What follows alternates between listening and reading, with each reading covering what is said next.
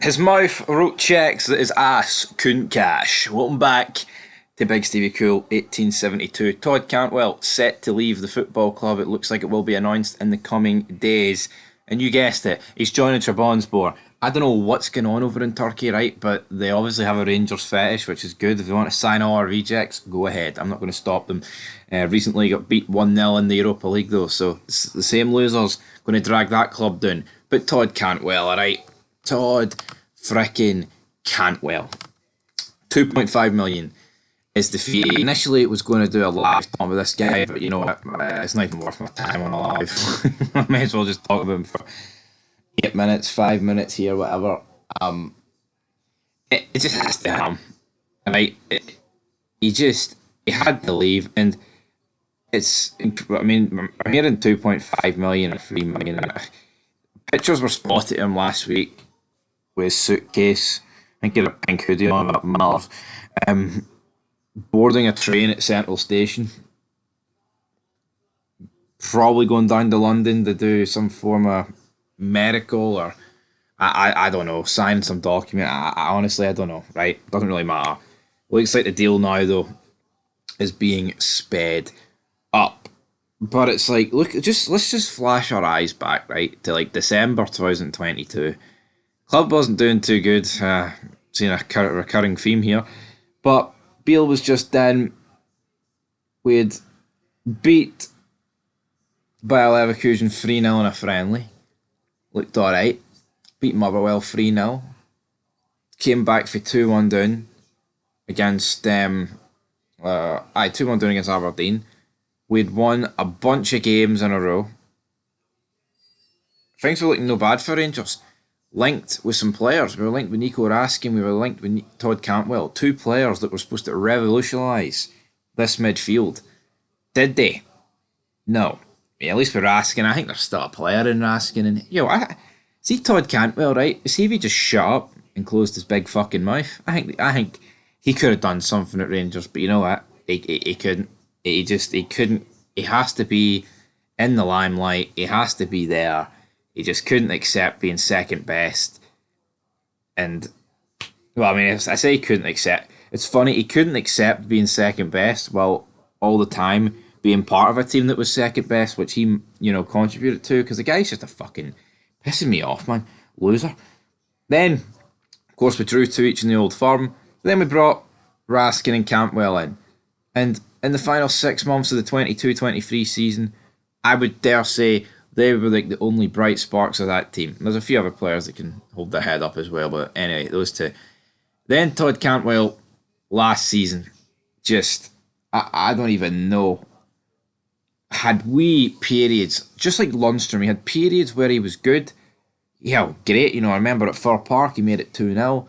But then he picks up these injuries, and then what seems to happen is he would pick up these wee niggling injuries and then he would chat shit in the media. Oh, I'm going to beat Cal McGregor's trophy count. Oh, I'm going to do this. I'm going to win 18 in a row. You think 9 was bad? Well, I'm going to double it. It's just like, he didn't say that, by the way. I made that up. It was a bit of banter. But it's like, I just don't understand. Todd Cantwell, this guy came in and I thought he had a great future ahead of him. Flopped at Norwich last couple of years. It's like, right, he can rebuild his career up in Glasgow, and he just fell flat on his face. He was too bothered talking about Sutton, focusing on Celtic, rather than looking down at his own 2 feet and be like, right, I need to make some magic work here for this team. And he didn't. He was Billy Big Balls, and then as soon as this transfer window comes in, he hands a transfer request in. Obviously, the rumour is that apparently he handed it in January, which is even Imagine handing it in January when the league was there. The league was there to be won, and this prick is handing in a transfer request. Fucking loser. Honestly. No, normally I would wish players well when they leave the club. Fuck Todd Cantwell. That's what I'll say. I've no calmed down when I made that rant fed about a couple of weeks ago. Honestly, man. No. As bad as Scott Wright and players like that are, and, other... there's loads of them. It's like, at least they don't talk shit. Scott Wright keeps to himself. And as bad as he is, he gives his all. And, I'll never lack his effort. But it's like players like Cantwell, man, he's just an absolute moonbeam. But anyway, that's my thoughts on Cantwell. In terms of the deal, whether it be 3 million or 2.5 million, it's not a lot of money. I mean, at least it's something. At least it's a profit. But when we signed Todd Cantwell, if you said, "Here, we're going to sell this guy in 18 months' time," you'd have been like, "Oh, we must be making about 5, 6, 7 million at least." Potential to make more of it if he hit the ground running. English talent, still young, but no, it's just fell absolutely flat on its face. And yeah, I think he's every bit part to blame to that, to be honest. And we'll move on for Cantwell to Yanis Hadji, because the rumours, and I hope they're just rumours, I hope they're not true, is that we could be losing Yanis Hadji on a free. Work that one out. Do we seriously want him at the door that bad that we're willing to lose him on a free? To me, that doesn't even make any sense, man. I get it. Hadji might want to leave, but see if our only option is to let him go on a free. No, you do. You go to Hadji and be like, right, we're not willing to let you go on a free, so we want you to play. And you know what? See if that's not what's happening at Rangers. That's on Philip fucking Clement, because I do not understand this guy. I was about to call him a prick there, but I held back.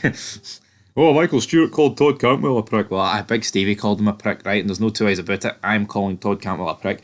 As for Clement, if this guy is the real reason why we're not signing Shankland because he doesn't fancy him, right? And he's starting Scott Wright and McCausland on the wings, and he's not trying to convince Hadji and doesn't want Hadji to be a part of his plans.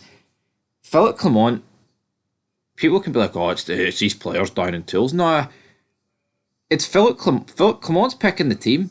And pretty much every game this season, I know there's only been two, but you look at the pre-seasons and some games last year, he's picked the wrong teams a lot of times, folks.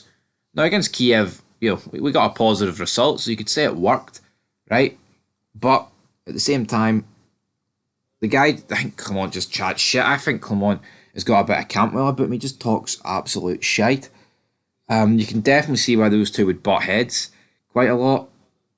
Like coming out and turning around and saying, this team misses John Lund. John Lundstrom's away, and when he was here, wasn't he that fucking good? You know what I mean?